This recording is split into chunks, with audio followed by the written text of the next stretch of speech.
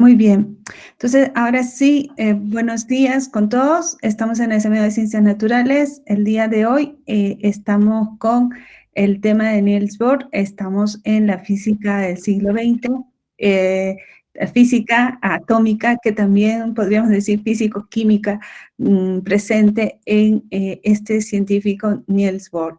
El seminario estará a cargo de Cristian Cururo Quispe, que tendrá a bien a darnos a conocer todo lo que él ha investigado sobre Niels Bohr. Entonces, le damos la bienvenida. ¿Puede usted iniciar, Cristian? Sí, gracias.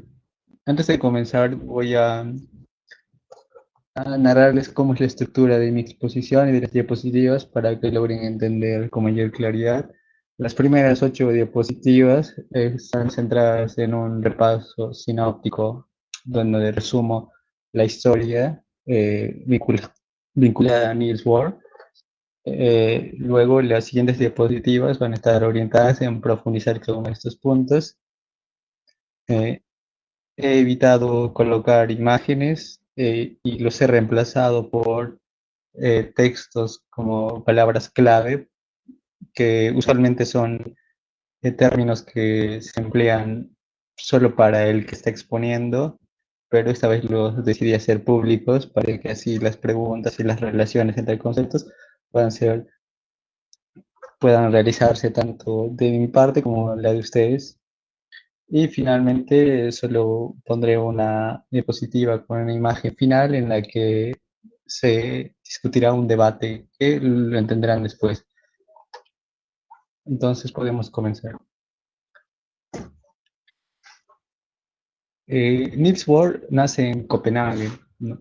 El 7 de octubre. Es probablemente el lugar donde se va a generar la nueva física, aquello que conocemos ahora como física cuántica, que luego podrá ser puesta en cuestión en relación a la física clásica, ¿no?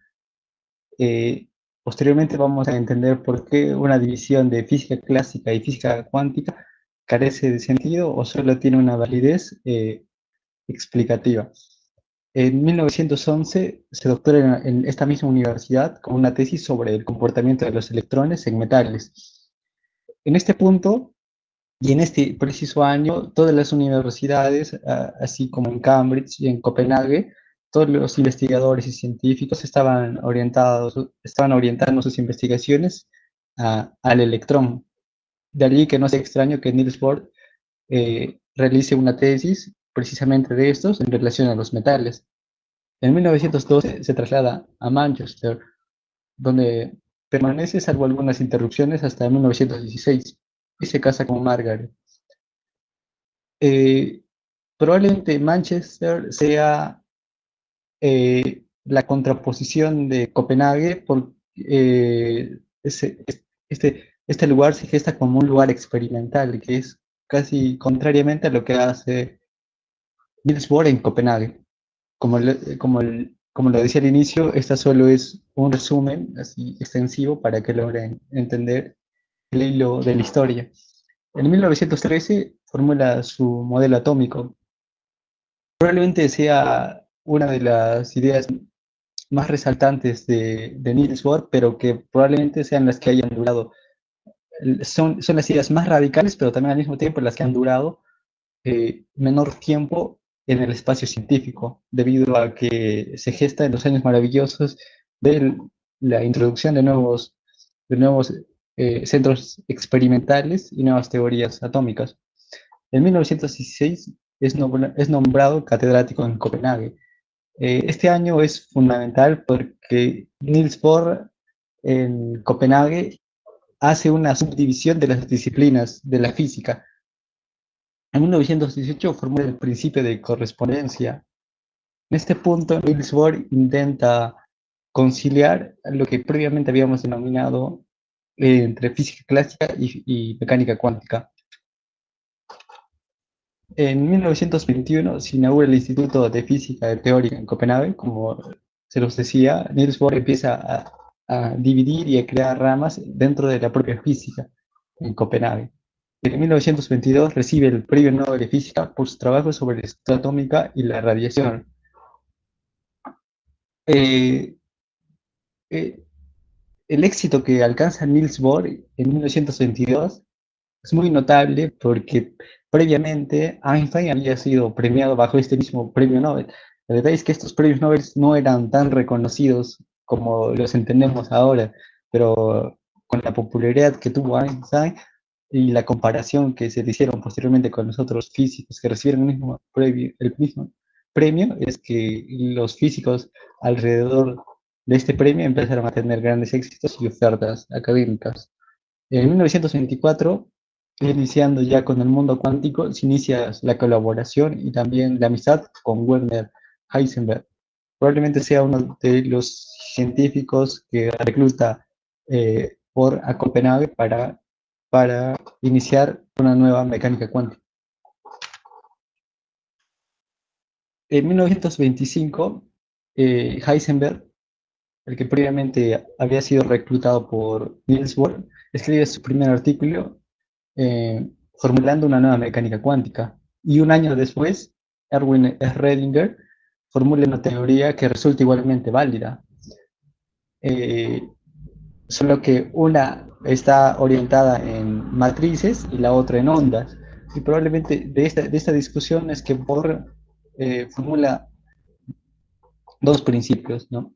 Por un lado, la interpretación de Copenhague y luego el principio de complementariedad, es decir, unir ambas teorías para interpretar y explicar qué es lo que sucede efectivamente con los neutrones. Esta interpretación es rechazada tanto por Schrödinger, por Einstein, por distintas razones. Por Einstein era mucho más claro, porque Einstein era un determinista de tipo espinosista. En 1927 presenta el principio de correspondencia en un congreso en Italia, el Congreso de Como. Este principio de correspondencia intenta salvar y unir la física clásica y la física cuántica.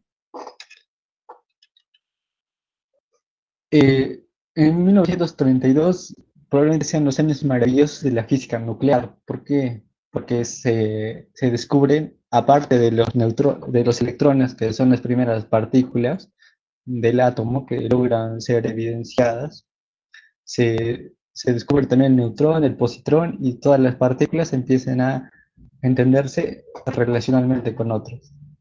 Y probablemente sea este los años para que toda la física dé un giro hacia la física nuclear. En 1933 se intenta sumergir en países mucho más aislados, pero aunque el lugar en donde residía Born, que era Dinamarca, no estaba afectado por las guerras, pero de todos modos él decide emigrar a otros lugares, luego es reclutado a los Estados Unidos, donde cambiará su identidad. Luego, posteriormente, en 1935, comienza su proyecto para construir un acelerador de partículas en Dinamarca. Probablemente sea uno de los gestos más experimentales, contrariamente al físico teórico de Bonn, que es probablemente empezar un proyecto como este, un acelerador de partículas. En 1939, cuando la física ya había dado saltos bajo los descubrimientos del electrón, el neutrón y el positrón, se descubre la fisión nuclear. Esa propiedad de los componentes de un átomo para causar desastres que probablemente ya conocemos. En 1943 abandona Dinamarca junto a su esposa y se instala en Estados Unidos. En 1945 se lanza las bombas atómicas en Hiroshima y Nagasaki y empieza su campaña por un mundo abierto, al igual que Einstein, Russell, etc. En 1947, el rey de Dinamarca, lugar donde residía Born, le confiere la Orden de Elefante, la mayor condecoración danesa. En 1962 muere Born el 18 de noviembre en Copenhague, lugar que nunca abandonaría definitivamente. Y finalmente, en 1965, el Instituto de Física Teórica en el que estudiaba y llegó a a reconstruir Bohr pasa a llamarse el Instituto Niels Bohr. Entonces, una vez explicado y haciendo este recuento en el que resumo los puntos centrales de la física y Niels Bohr, es que vamos a profundizar un poco más en cada uno de estos puntos. Vamos a comenzar con la física de Copenhague de 1903. ¿No? ¿Cómo eran las cátedras de física? ¿Cómo eran las universidades en el momento en el que Niels Bohr inicia sus estudios? Las universidades en ese momento eran prácticamente centros donde se preserva el conocimiento, es decir, no hay una transformación del mismo, sino que más bien todos reciben ciertos grados de enseñanza que tienen que luego defenderlas y mantenerlas con el fin de preservar conocimiento científico. Conocimiento científico. Las cátedras eran únicas, es decir, que no había una subdivisión de la física, es decir, que solo había una clase de física que se llamaba física y de química del mismo modo. Y los experimentos usualmente se llevaban en casa de forma rudimentaria. En este punto es que Niels Bohr introduce esta subdivisión de la física, porque hasta ese momento no existían las cátedras de física teórica, y es Niels Bohr quien lo inaugura.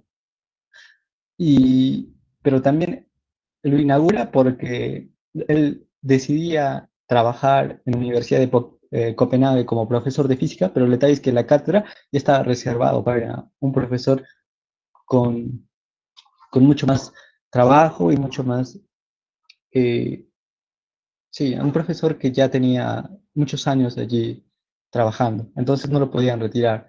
Entonces, Niels Bohr, que deseando enseñar física, eh, congrega a todos los que conforman la universidad para abrir una subdisciplina de la física. Esta es la física teórica. Pero ¿por qué Niels Bohr abre el espacio de la física teórica? Son por dos razones, ¿no? Uno, porque deseaba buscar un espacio donde quería enseñar, pero y no había espacios suficientes para su cátedra. Y luego los medios experimentales eran muy escasos, así que Niels Bohr decidió introducirse en este ámbito. Pero habían otros ámbitos que Niels Bohr había previamente estructurado. Es decir, que tanto su familia y sus relaciones con sus amigos eran únicamente de discusiones prácticamente teóricas, ¿no? Niels Bohr en uno de sus textos recuerda cómo es que su vida pasó siendo un centro de debate en sus casas, ¿no? Porque su padre reunía, que era un catedrático de filología, al parecer, reunía tanto a físicos, a historiadores, a filósofos, a discutir diversos temas. Entonces, bajo esta misma educación, Niels Bohr orientaba a sus amigos a crear discusiones abiertas en espacios no formales acerca de cuestiones como la física, la filosofía y la historia. ¿Qué caracteriza a la física teórica de otras físicas, no?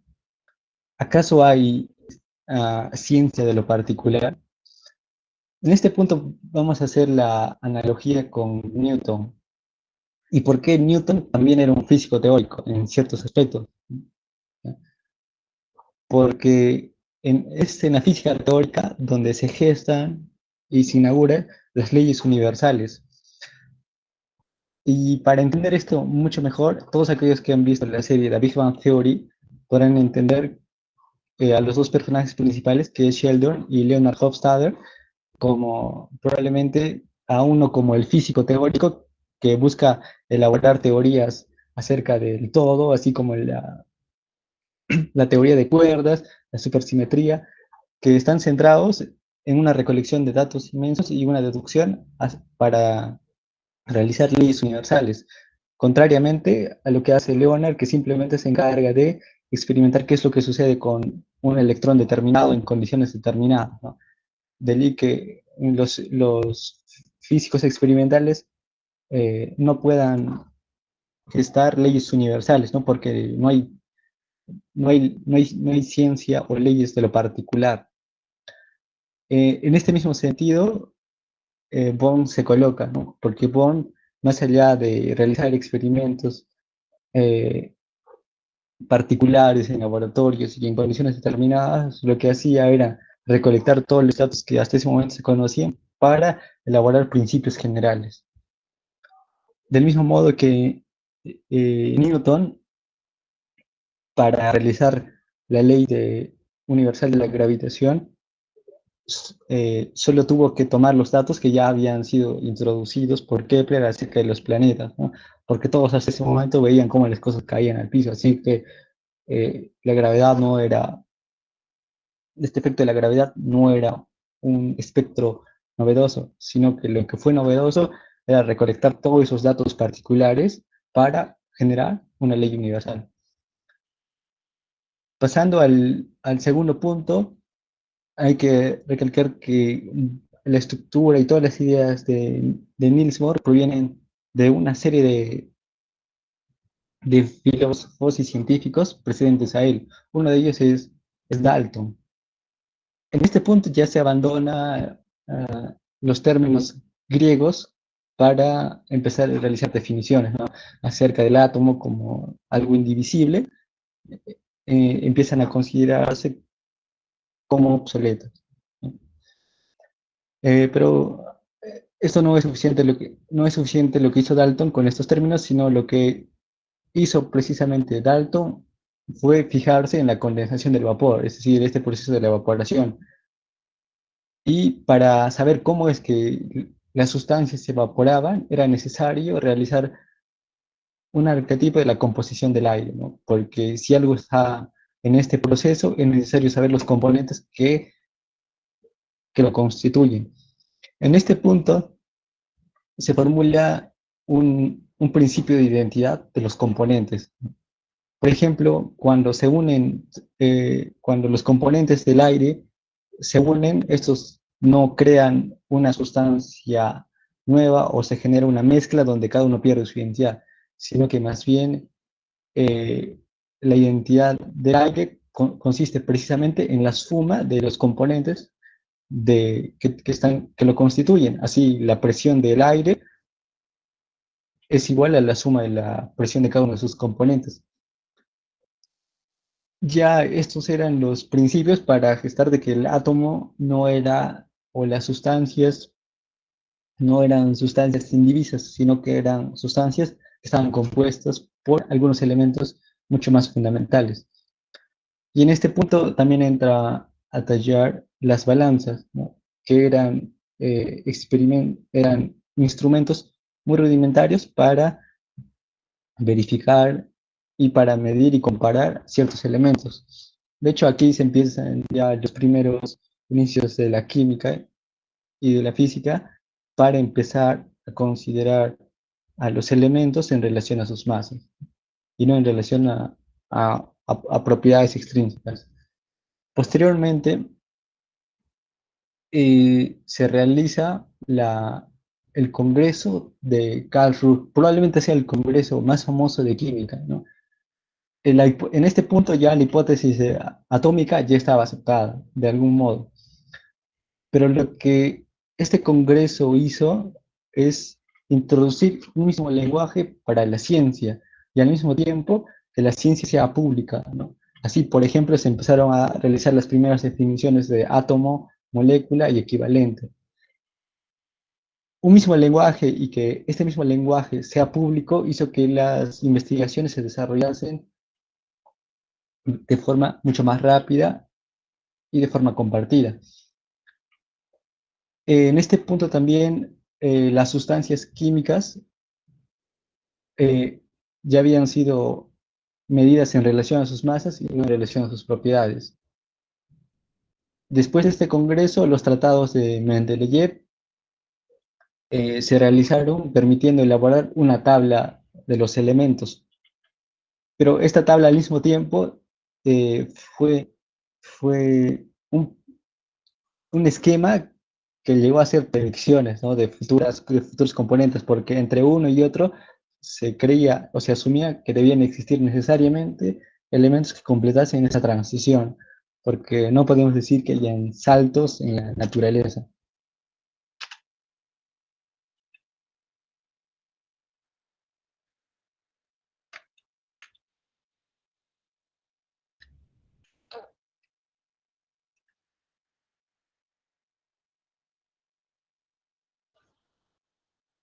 Entonces, continuamos. El átomo de los físicos. Este es el punto 4, ¿no?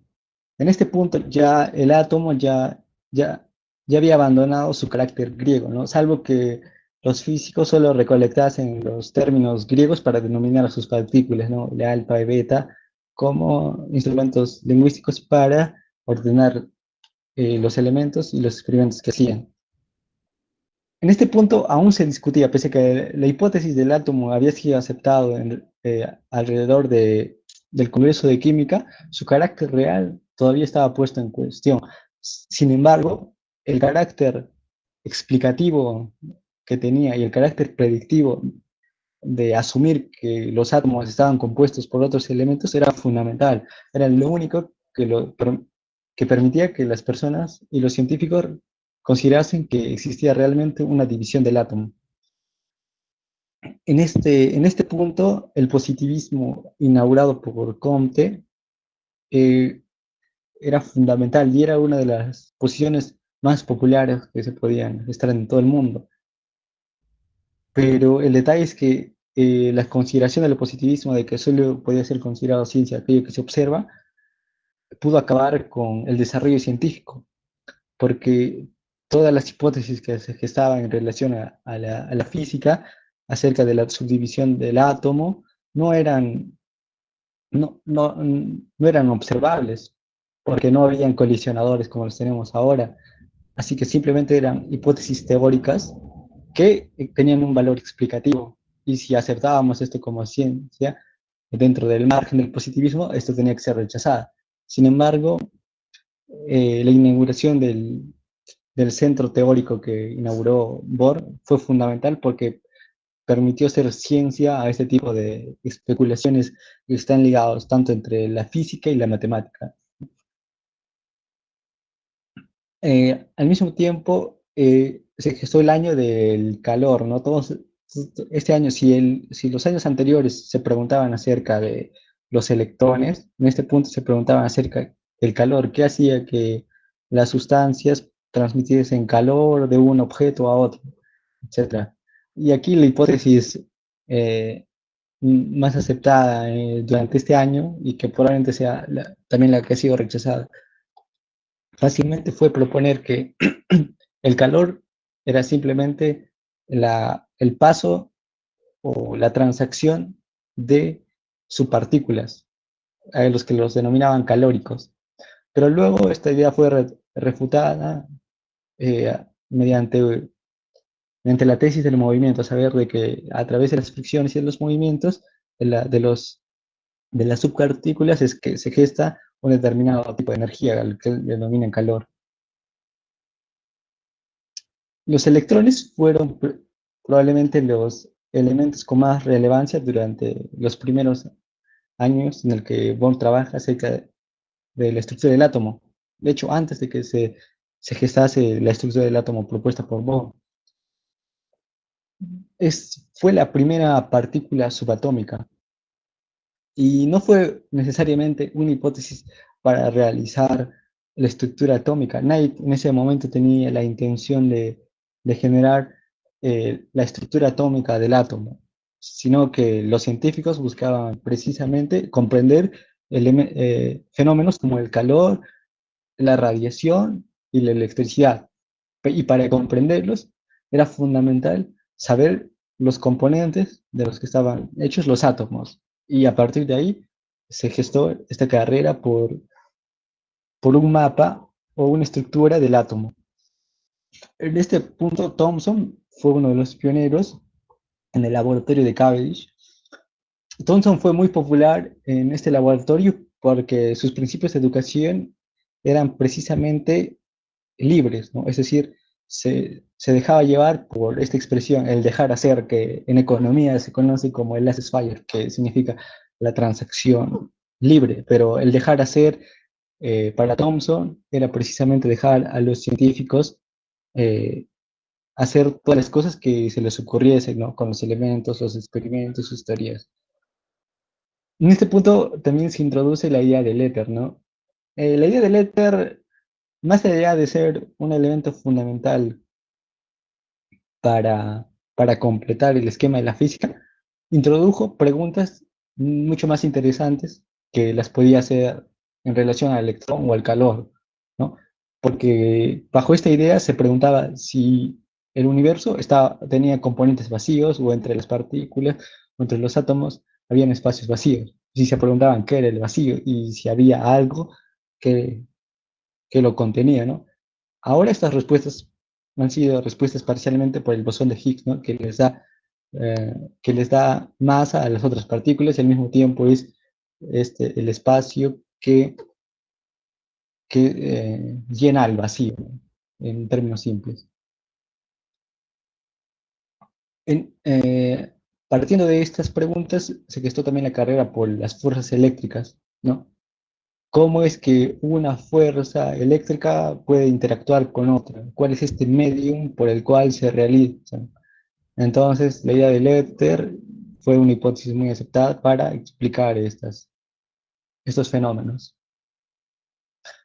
En este punto, una vez que ya se había encontrado la partícula subatómica, que es el electrón, Thomson fue acusado como un científico que buscaba esta idea de la transmutación, ¿no? Porque si todos los elementos estaban compuestos, todos los átomos estaban compuestos de electrones, que eran la única partícula conocida hasta ese momento, del cual se creía que era la conformación del átomo en su totalidad, entonces cada elemento solo tenía una diferencia numérica. En la medida en que vayas introduciendo más electrones y menos electrones, vas a tener elementos distintos. Entonces allí que la acusación pues, se válida para Thomson. Posteriormente, Niels Bohr se doctora en física y como ya le habíamos dicho, estos años eran los años que todos los investigadores estaban orientados hacia estudiar los electrones.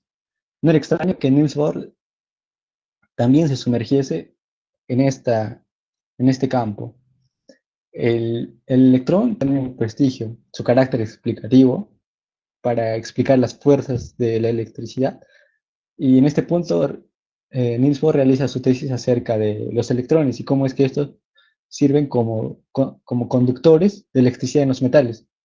En este punto, la hipótesis era muy sencilla, ¿no? Simplemente que los electrones conformaban una nube alrededor de los elementos que permitían que la electricidad pueda ser conducida de un espacio a otro.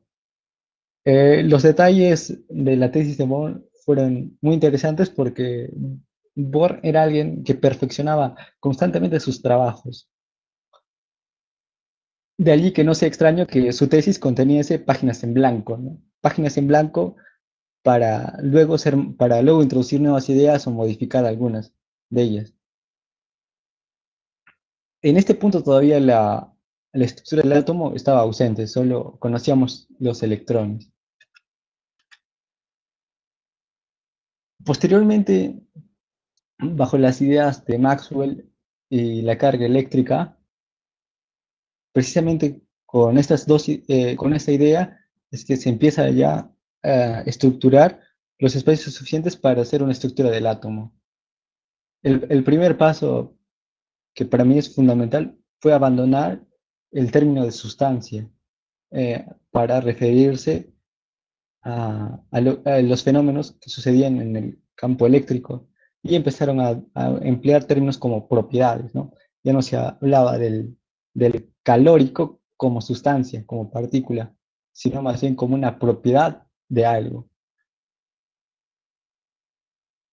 En este punto, Thomson ya había sido reconocido famosamente por una estructura del átomo que lleva a tener caracteres explicativos, pero que había sido divulgada erróneamente, ¿no? Porque la idea del pastel con pasas daba a entender de que había sustancias que estaban entre los electrones. En esta misma, en esta misma tesis de Thomson se gesta la idea de que de que el helio tenía 20.000 electrones, ¿no? Esta idea fue refutada empíricamente posterior para dar paso a que los átomos solo tenían alrededor de una unas docenas de electrones en su composición.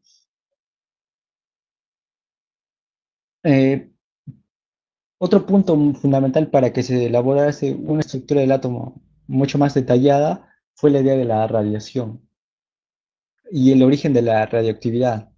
Los experimentos de Becquerel, que consistían precisamente en calentar objetos eh, a altas temperaturas y posteriormente dejarlas frente a paneles fotoeléctricos, es decir, papeles que pueden absorber la luz, entonces se daba cuenta que cuando se subía la temperatura y se dejaban los elementos cerca de estas hojas, es que estos objetos emitían cierta radioactividad frente a estos paneles.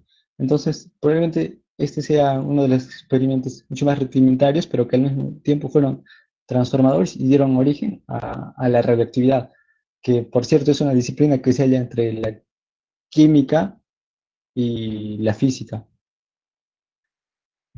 Pero, ¿por qué la radioactividad era fundamental para la estructura del átomo? Precisamente porque si algo estaba sucediendo en esos fenómenos, tenía que ser explicado fundamentalmente, es decir, que tenía que ser esto un fenómeno atómico, es decir, qué es lo que sucedía eh, en los componentes de lo que conformaban los elementos, es decir, los átomos, qué estaba sucediendo con estos electrones que previamente habíamos expuesto, qué interacciones tenían o cómo es que interactuaban ante el calor. Entonces, no era extraño que uno de los discípulos de Thomson, Rutherford, introduciese la idea de radiación y el cambio de sustancias a sustancias próximas. Eh, en este punto podemos abandonar todo este bagaje histórico para pasar a cómo es que Born migra a Manchester buscando un espacio para discutir sus ideas, ¿no? Aquí Born, cuando migra de Copenhague, su primer punto de llegada fue los laboratorios de Cavendish, de Thomson, con el cual no se llevaba muy bien, ¿no? Y posteriormente con su discípulo Rutherford tampoco. ¿Por qué? Porque Bohr era precisamente un físico teórico y le aburría probablemente todo aquello que tenía que ver con las experimentaciones. En cambio, Rutherford y Thomson concentraban todos sus esfuerzos en realizar experimentos cada vez mucho más detallados. Así se inaugura este debate entre Cambridge y Copenhague, ¿no? Cambridge era un lugar donde se experimentaban con los electrones y en Copenhague era un lugar donde se gestaban ideas teóricas acerca de los electrones. Manchester no fue otra excepción, también fue otro centro experimental, pero al mismo tiempo fue una huida necesaria porque Bohr conoce a Charles Galton Darwin, el nieto de Charles Darwin, quien le, quien le empieza a sugerir ideas acerca de cómo es que podría ser la estructura del átomo. Y todas estas ideas llevan a Bohr a realizar una analogía con el sistema solar de la estructura del átomo. En este punto ya las partículas, al igual que los planetas, dejaban de ser estudiados de forma individual, entonces se los estudia de forma relacional. Así como los planetas son atraídos y se mueven alrededor en una línea orbital, es que, se, es que Bohr realiza esta analogía con los electrones, ¿no? Creer que hay una atracción entre ellos y que se deslizan en órbitas. Pero el detalle es que esta analogía lo hace sin datos, es decir, que Bohr no tenía un microscopio o un colisionador para saber qué es lo que sucedía con los electrones, en contraste con Newton, que Newton, para elaborar las leyes universales que Bohr pretendía hacer, Newton tenía datos de los planetas, tenía los datos que Kepler y otros astrónomos habían observado. Entonces, la estructura del átomo, como ya lo habíamos dicho, era fundamental elaborar una estructura del átomo, porque era necesario explicar qué es lo que sucedía con los elementos. Pero una idea fundamental en este punto para comprender la estructura del átomo fue las radiaciones espectrales, ¿no?, de la luz. Cómo es que, cómo es que podemos conocer la composición de, por ejemplo, del Sol solo a través de su espectro, es decir, a través de las radiaciones solares. En este punto todavía no se conocían los fotones, pero, pero se asumía que a partir de los espectros que generaba la luz emitida de un elemento, ya sea del Sol o de las partículas de los átomos o de los elementos que ahora conocemos como moléculas, es que podemos saber cuál es su composición. Así se puede saber la composición del Sol a través de su espectro, saber de qué está compuesto mayormente por helio. En este punto, Bohr intenta explicar el espectro a través del movimiento de los electrones. Es decir, una vez que se adquiere este espectro de luz, se puede reconstruir la estructura hipotética del electrón. Pero al mismo tiempo, este fue un problema, porque no se sabe, porque los espectros aparentemente son discretos. Sin embargo, toda la física que se estaba en ese momento era una física continua, es decir, que todas las transmutaciones, todas las transformaciones de los elementos se realizaban de forma continua, no en paquetes. Aquí se origina esta expresión, ¿no?, de que la naturaleza no da saltos, sino que es continua. En este punto, Bohr abandona esta idea, esta idea de la continuidad en los elementos para introducir la hipótesis de Max Planck, a saber de que los saltos de energía se realizan en paquetes discretos. Y esta misma idea la introduce a su estructura del átomo. Es decir, si los electrones estaban organizados en órbitas y, y ningún electrón podía estar en la misma órbita, entonces los electrones podían pasar de una órbita a otra solo mediante, solo calculando esta hipótesis de Planck, ¿no? A saber de que solo podían saltar en paquetes discretos. Y este salto era lo que permitía explicar cómo es que los elementos perdían energía o ganaban energía. Y cómo los átomos calientes emiten luz de forma concreta. Esta idea, de buscar una analogía entre el sistema solar y la composición del átomo no fue una idea gestada únicamente por Bohr, sino que ya había sido ideada por William Nicholson, que por cierto fue un astrónomo. De allí que no sea extraño que él fuese el primero en buscar esta analogía, en explicar cómo es que los electrones, la composición de los átomos, podían estar relacionados con el movimiento, con la atracción y las órbitas característicos de un sistema solar. Pero el detalle es que Nicholson también introduce la idea del momento angular relacionándolo con la constante de Planck. Pero la idea que, que por abandona de esta analogía es precisamente la vibración, ¿no? Porque para Nicholson los electrones estaban en constante vibración, de tal modo que podían realizar saltos de una órbita a otra. En este mismo punto, Rutherford se pregunta, y de forma muy válida, ¿no?, ¿por qué Bohr utiliza la hipótesis de Planck para explicar los saltos orbitales de los electrones? No habían evidencias de que eso fuese así, no habían observaciones. Estas preguntas para Bohr le parecía errónea. ¿Por qué? Porque las preguntas que hacía Rutherford suponían supuestos ontológicos que estaban vinculados con la continuidad de la naturaleza. Y como ya habíamos visto, Bohr estaba orientado hacia una hipótesis ontológica discreta de la naturaleza.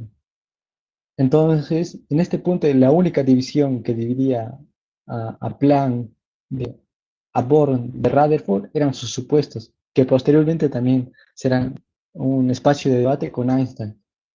Es decir, cómo estos supuestos fundamentales, porque no tenemos experimentos o no tenemos instrumentos experimentales o observables que nos permitan definir o saber si la naturaleza es discreta o continua.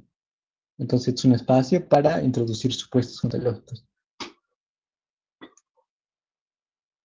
Como ya sabíamos que Born se había trasladado a Manchester, que era un espacio de pura experimentación, de allí que Born no durase muchos años en este espacio. Una vez que ya se haya realizado las subdisciplinas de la física, en física teórica, que estaba relacionado entre la matemática y la física. Y precisamente este era un espacio para realizar críticas a la física, que ahora conocemos como física clásica. Si algo había en la física anterior a la de Born, si alguna diferencia existía, era en los fundamentos. De allí que Born intentase toda su vida fundamentar estos espacios de una nueva física. En este punto llega Sommerfeld, quien intenta perfeccionar el modelo de Born, porque la estructura de Born solo llegaba a explicar cómo es que solo llegaba a explicar cómo es que el helio estaba compuesto y cómo es que perdía o ganaba electrón. Pero, pero Sommerfeld introduce la idea de órbitas que ya había sido introducida por Bohr, pero al mismo tiempo afirma que entre estas órbitas y estos saltos no solo tenía que estar un solo salto, que era la constante de Planck, sino que estos saltos podían realizarse en los múltiplos de esa constante de Planck. Así que así que se introduce la idea de grados de libertad de los electrones, ¿no? Cómo es que no solo tienen un solo salto, sino que pueden tener muchos saltos, pero siempre sujetos a ser múltiplos de esta constante. Eh, Fuera de esta mejora del modelo de Bohr, ya se empiezan a vislumbrar los espacios de la mecánica cuántica, pero aún ligada a lo que habíamos denominado física clásica, porque si algo tenía Bohr era estar cargado de todas esas ideas anteriores a él. De allí que el primer principio que se elabora de la mecánica cuántica es el principio de correspondencia, que va a ser temporal y va a ser destituida posteriormente. Lo que hacía este principio de correspondencia era simplemente mantener una continuidad entre lo que conocemos como física clásica y física cuántica. Si Copenhague era el centro de la física teórica, pero al mismo tiempo requería de recursos, ya sea para contratar a nuevos científicos o simplemente para mantener la universidad o el instituto en pie. Aquí entra aquí entra un personaje no muy conocido que es Jacobsen, que era, que era un distribuidor y un fabricante de cerveza, quien decide eh, dar un presupuesto al Instituto de Copenhague para que Bohm siga haciendo sus investigaciones. En este mismo contexto y en otra parte del mundo, Einstein es premiado con el premio Nobel acerca del efecto fotoeléctrico. Bohr, posteriormente, el año siguiente, también es premiado por su estructura del átomo, pero el detalle es que a Bohr no lo hubiéramos conocido si es que previamente Einstein no hubiera sido galardonado con este premio Nobel. Como ya lo había dicho, que el premio Nobel no era un premio notoriamente relevante en esos tiempos. pero debido a la popularidad que Einstein tenía, todo aquel que era comparado con Einstein, por extensión, era considerado un genio en la física o en otros campos. En este punto, Bohr recibió propuestas de distintas universidades en Estados Unidos, en Cambridge, etc. Pero Bohr no abandona Dinamarca, es decir, el Instituto de Copenhague, y hace de este instituto su casa, ¿no? De hecho, se hacían las clases en las primeras plantas, pero Bohr y sus amigos vivían, y sus hijos vivían en las plantas superiores, ¿no? En este punto, cuando invita a Heisenberg, Heisenberg está tantos años en, en este instituto que termina convirtiéndose en el tío de sus hijos, ¿no? Así que tenían unas relaciones parentales, ¿no? Así que las conversaciones entre Heisenberg y Bohr eran constantes, ¿no? De hecho, durante algunas noches,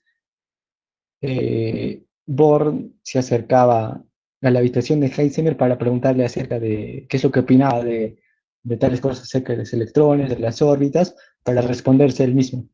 No era muy, esto no era tan excéntrico porque en filosofía también tenemos un personaje similar al de Bohr, que era Wittgenstein, que usualmente iba a la habitación de Russell por las noches para preguntarle acerca de temas de filosofía, ya como fuese.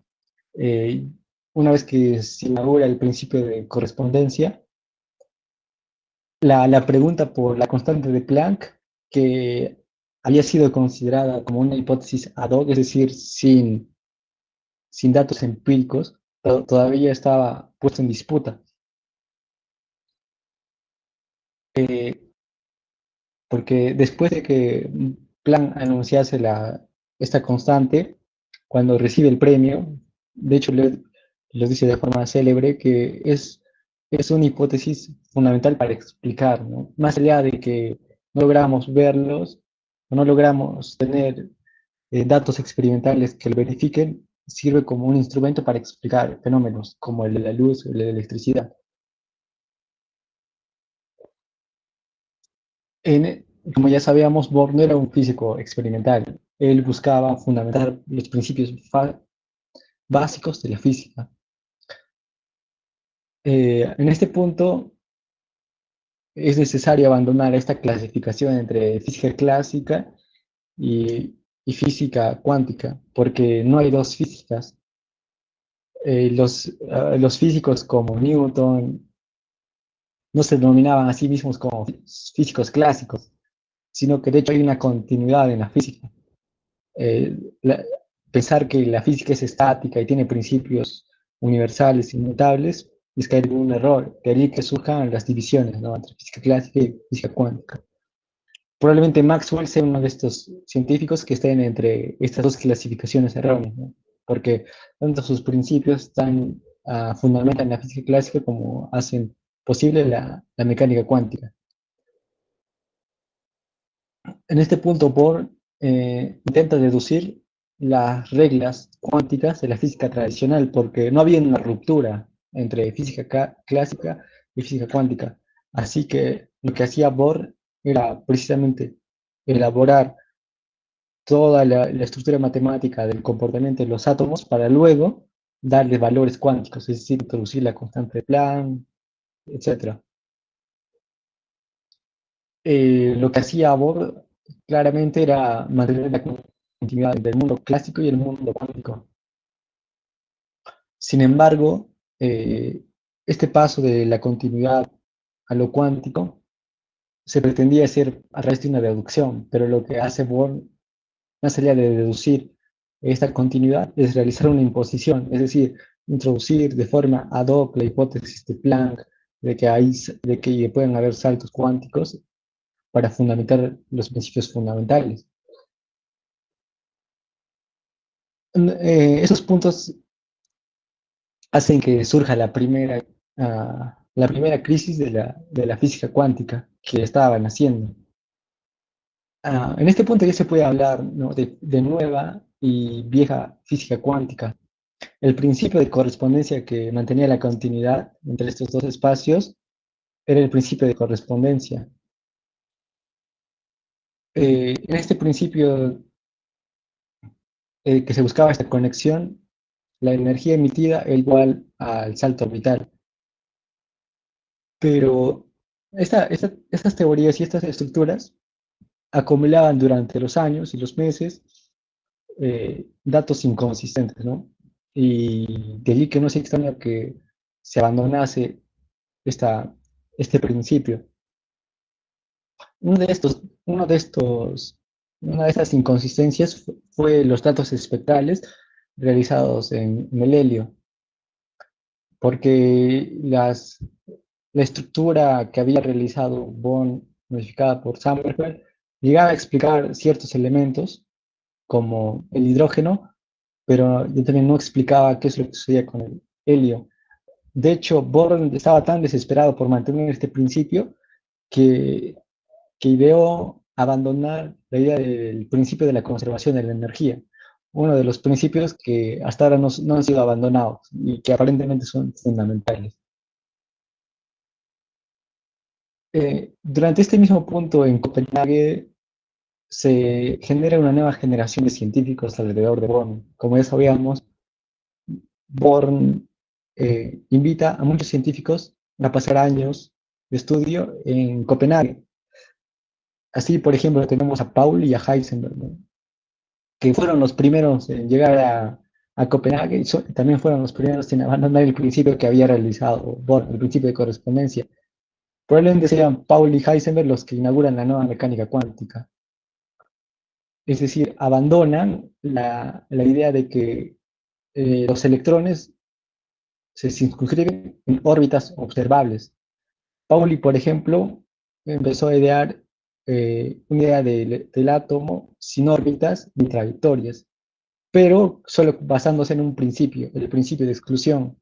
Es decir, que si no habían órbitas y trayectorias, podríamos pensar de que toda la composición de un átomo sería un caos, y todos colisionaran y se generan grandes expresiones, etc. Pero esto no sucedía porque, según el principio de exclusión, no pueden haber dos electrones con la misma energía. Es decir, no pueden haber dos mismos electrones que ocupen un mismo espacio en el que lleguen a girar, ¿no? De aquí sí que se introduce la idea del spin. Ah, por otro lado, Heisenberg introduce el principio de incertidumbre. Si, si Pauli ya estaba abandonando la idea de órbita y de trayectorias de los electrones, eh, Heisenberg introduce la incertidumbre en conjugables. Es decir, que no podían haber mediciones altamente infinitas entre el momento y la trayectoria. El detalle de Heisenberg es que no solo estos conjugables son entre trayectoria y momento, sino que también pueden ser realizados entre tiempo y energía. Es decir, si queremos medir la energía de algo, vamos a afectar probablemente las características que le dan al tiempo. Pero aquí hay un gran problema, ¿no? Porque cuando se formula este principio, se formula de una forma intrínseca, es decir, de que cualquiera creería que el principio de Heisenberg se puede resolver afirmando que solo es una falta de desconocimiento de lo que está sucediendo en nuestros electrones para poder saber estos dos conjugables. Pero según Heisenberg, estas esta imposibilidad de medir dos propiedades al mismo tiempo y de forma exacta es imposible de forma intrínseca.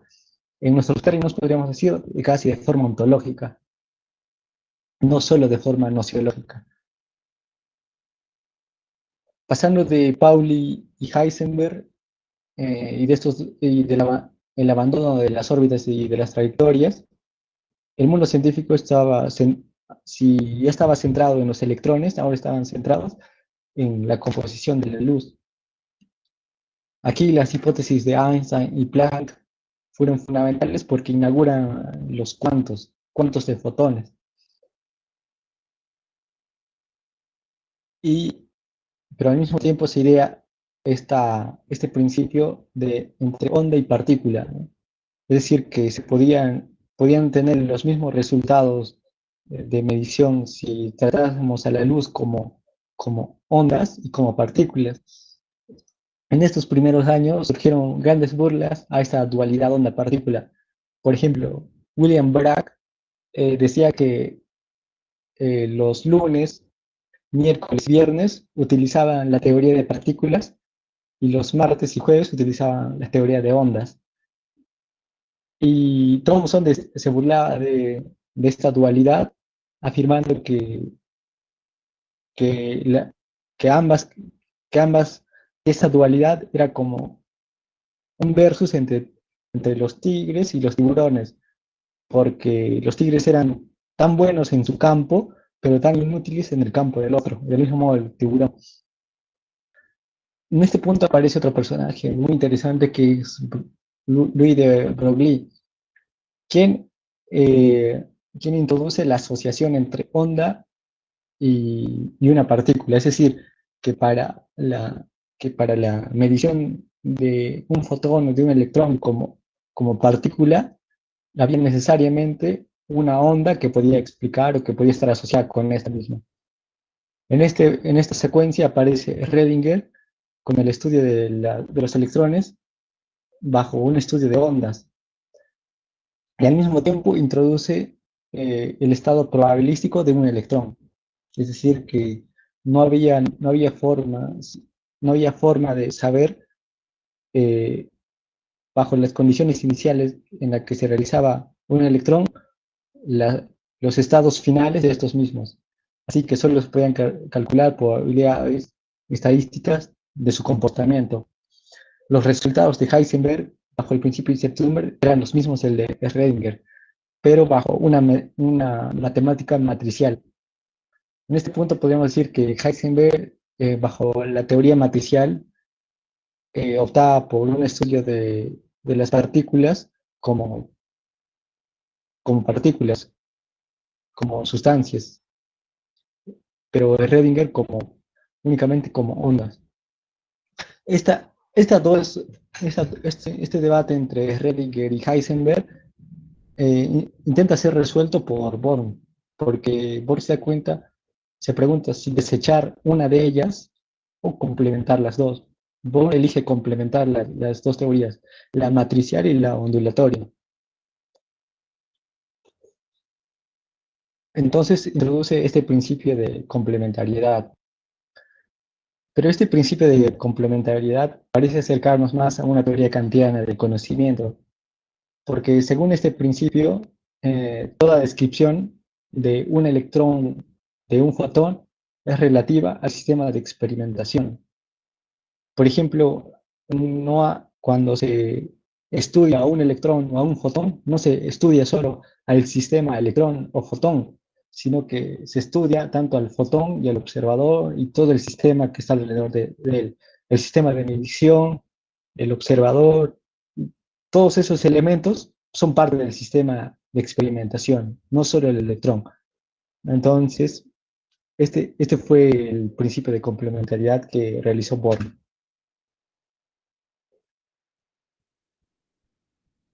En, en este punto se inicia el debate entre Born y Einstein. Probablemente sean las concepciones opuestas, no tanto por los datos, porque usualmente no hay disputas por los datos que encuentran los científicos, ¿no? Sino más bien por las teorías con las que observan a estos datos, en este caso los supuestos. Cuando se presentan todas las teorías de Born y otros científicos en el Congreso de cómo faltaba un científico en estos congresos, y era precisamente Einstein. Einstein repudiaba esta idea probabilística de la materia. En este punto Einstein inaugura algo que ya que venía desde los griegos, es decir, utilizar experimentos mentales para refutar ciertas teorías. Probablemente acá se origina, ¿no? El experimento mental del gato de Schrödinger, porque era una correspondencia entre Einstein y Schrödinger.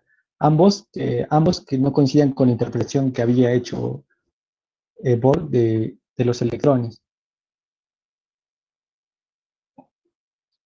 La acusación que hacía Einstein a esta interpretación era la siguiente. Esta era inválida porque era probabilista e indeterminista.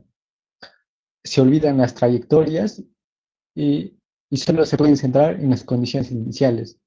Es decir, que no se puede saber con infinita medición la trayectoria de un electrón y no se puede saber el estado final de un electrón. Solo se puede saber las condiciones iniciales con las que estos parten. Aquí surge, aquí se retrotrae el experimento de famosamente el de la doble alienígena, ¿no? Saber de que un electrón que intenta pasar por una doble rendija, uh, sin un instrumento que lo mida, este va a dejar únicamente dos líneas en los puntos de llegada. En cambio, cuando se abandona el objeto que mide a esas partículas, al parecer las partículas actúan como ondas y interaccionan entre sí para formar una constelación de líneas en el punto final. Aquí se introducen dos términos muy fundamentales entre este debate entre Born y Einstein, ¿no? Por un lado, para Born, todos estos eventos tenían que ser considerados como fenómenos, es decir, como sistemas abiertos y que constan tanto a los electrones como a los objetos que lo experimentan. Y por otro lado, Einstein optaba por la realidad objetiva. Eran epistemologías claramente diferentes.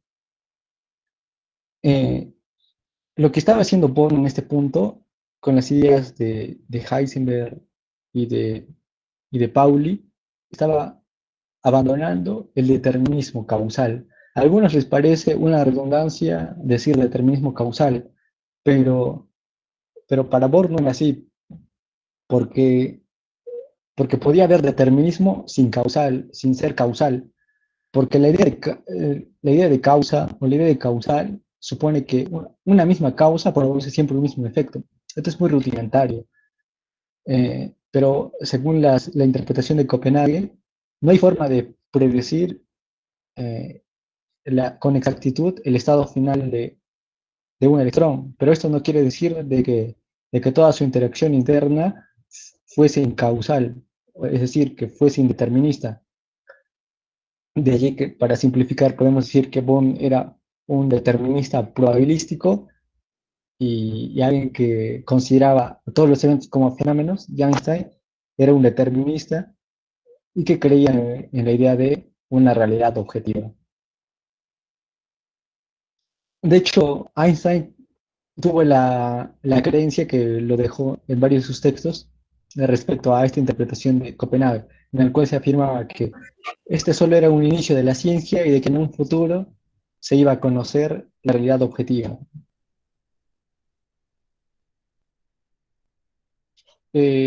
Para terminar, en este punto de la estructura del átomo, surgen otros eventos que marcan y que dan el giro fundamental hacia la física nuclear, ¿no?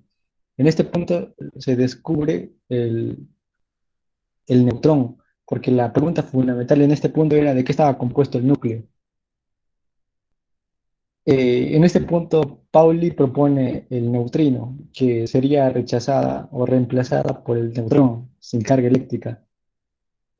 Entonces, toda esta trayectoria desde el electrón hasta el neutrón fueron fundamentales como para inaugurar una física nuclear en el cual se gestase la fisión nuclear y se desarrollasen todos los eventos que conocemos, ¿no? Como la explosión en Hiroshima y Nagasaki. Respecto a los eventos históricos de Bohr relacionado a la construcción de la bomba atómica, no son muy determinantes porque el proyecto Manhattan para construir la bomba atómica ya estaba siendo realizado cuando Bohr llega a este proyecto. Bohr llega años posteriores, pero al mismo tiempo da confianza a todos los científicos que están dentro de esta investigación. Y con eso termino mi exposición. Excelente, Cristian, felicitaciones, una brillante exposición. Nuevamente mis felicitaciones y ahora pues también pasamos a las preguntas, aunque nos hemos pasado unos minutos, mil disculpas. Sin embargo, el tema es sumamente importante y vamos a ver algunas de estas preguntas. Usted lo puede ver en el chat, son muchísimas. Desde Jacqueline Mendoza, que pregunta, ¿el modelo atómico de Bohr tiene importancia científica considerable, como se ha demostrado, pero posee varias limitaciones cuando se quiere extender este modelo a los demás átomos diferentes de hidrógeno? ¿Cuáles son las limitaciones del modelo atómico de Bohr, ¿no? Y luego la de Eduardo, ¿crees que el determinismo filosófico ha sido rebatido con la teoría cuántica o que nos falta conocer más causas o que eso del determinismo es un pseudo problema o tienes otra perspectiva? ¿No? Justifica su respuesta. Bueno, y la de Alain, ¿hay ética y moral en la creación de la bomba atómica? Bueno, por ahí lo vamos a dejar y vamos a luego en la segunda parte. Usted escoja la pregunta que quiere responder porque obviamente son bastantes y complejas, pero yo creo que usted puede hacer también un resumen, ¿no? Sí, las limitaciones del modelo atómico de Bohr eran evidentes,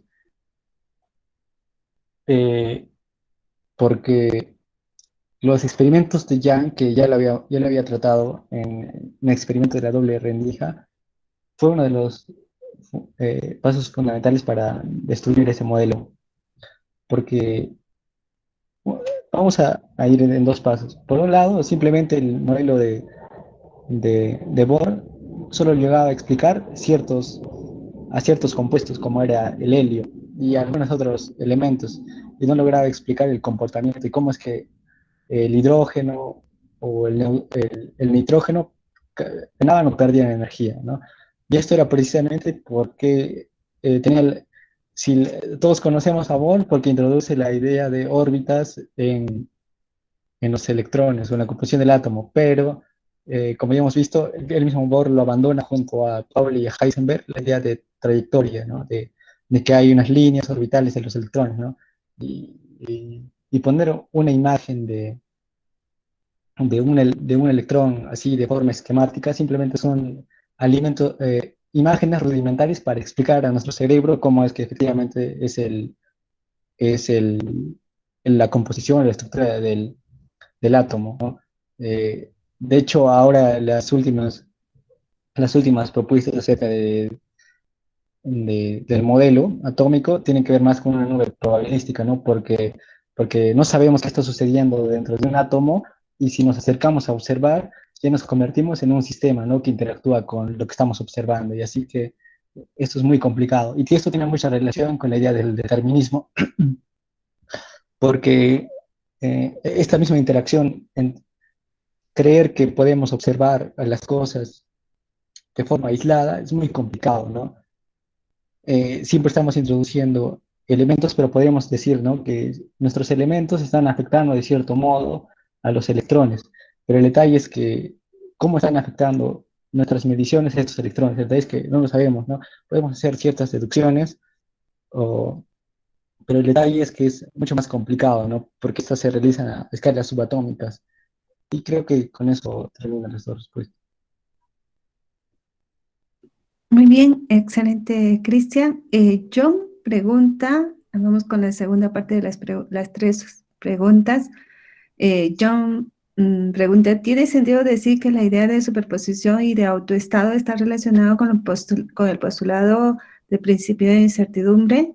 Y la otra pregunta de Albert dice, ¿qué fue lo característico de la teoría de Bohr?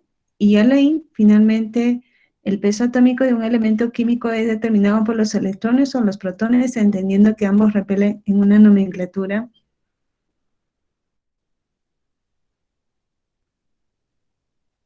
Igual puede usted escoger una de las tres preguntas, ¿no? Sí, O hacer la una. superposición y Heisenberg, es que la superposición es un tema muy complicado del cual tenemos escaso conocimiento, ¿no? Lo único que sabemos es que eh, al parecer dos partículas están conectados y sabemos que están conectados porque sus estados, al cambiar uno, cambia el otro estado. El principio de incertidumbre de Heisenberg eh, relaciona siempre pares. Esta es una pregunta fundamental. Si algo tengo que dejar es más preguntas que respuestas, ¿no? Porque la pregunta que se le puede hacer a todos los que asumen la idea del principio de indeterminación o incertidumbre de Heisenberg es la siguiente, ¿no? ¿Por qué la interacción o esta incertidumbre se da siempre entre pares, ¿no? Tiempo, energía, eh, momento, posición, etcétera. ¿Por qué no se da entre tres o entre cuatro, etcétera, ¿no? Entonces son preguntas que la física actual intenta seguir respondiendo.